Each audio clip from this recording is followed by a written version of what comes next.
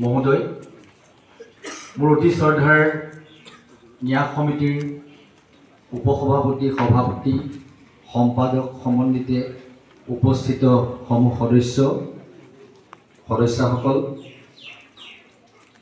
এই বিদ্যালয়ৰ অতি শ্ৰদ্ধাৰ শিক্ষাগুৰুসকল আৰু বিদ্যালয়ৰ প্ৰাণ প্ৰতিষ্ঠা কৰা, প্ৰাণ দিয়া অতি সন্মানীয় অভিভাৱক অভিভাৱিকাসকল আৰু সৰগৰ পাৰিজাত সদৃশ এই বিদ্যালয়ৰ অতি মৰমৰ সেউজীয়া সপোন দেখা ছাত্ৰ ছাত্ৰীসকল, সকলোলৈকে মই আন্তৰিক অভিনন্দন জ্ঞাপন কৰিছোঁ। আৰু লগতে প্ৰথমতেই এই বিদ্যালয়ৰ সপোন বাস্তৱ হোৱাৰ আশাৰে কামনাৰে সকলোৰে আশীৰ্বাদ বিচাৰিছোঁ। মই অভিভাৱকসকলৰ পৰা খুব জোৰেৰে এটা হাত তালিৰে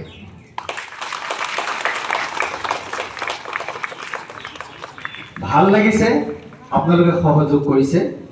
মই আহিছোঁ পতাকাখন উদ্বোধন উন্মোচন, আচলতে উন্মোচন নহয়, মই মুক্ত কৰি দিলোঁ পতাকাখন।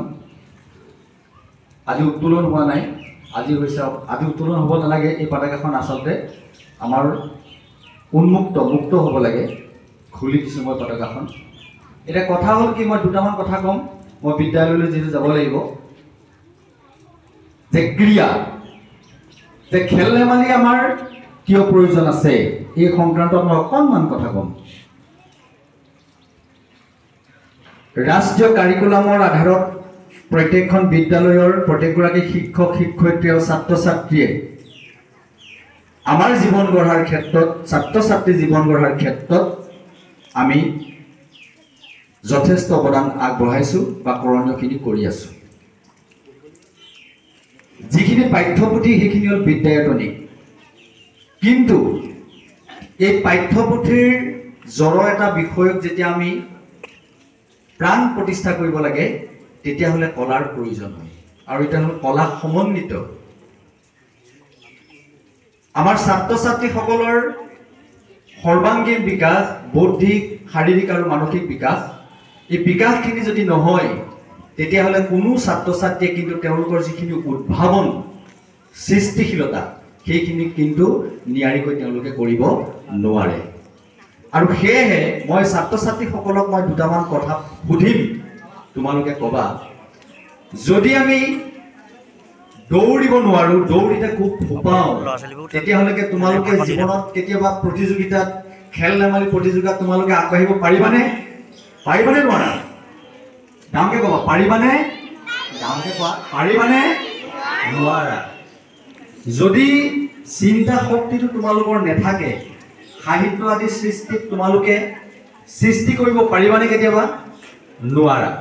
গতিকে এই যে আমাৰ নোৱাৰো এইখিনি কৰিবৰ কাৰণে কিতাপত থকা প্ৰতিটো কম্পনেণ্ট, অৰ্হতাবিলাক আমি বিকাশ কৰিবৰ কাৰণে তোমালোকক, বিশেষকৈ ছাত্ৰ ছাত্ৰীসকলক আমাৰ শাৰীৰিক, মানসিক, বৌদ্ধিক, মনোবৈষয়িক বিকাশৰ অতি প্ৰয়োজনীয়তা আছে।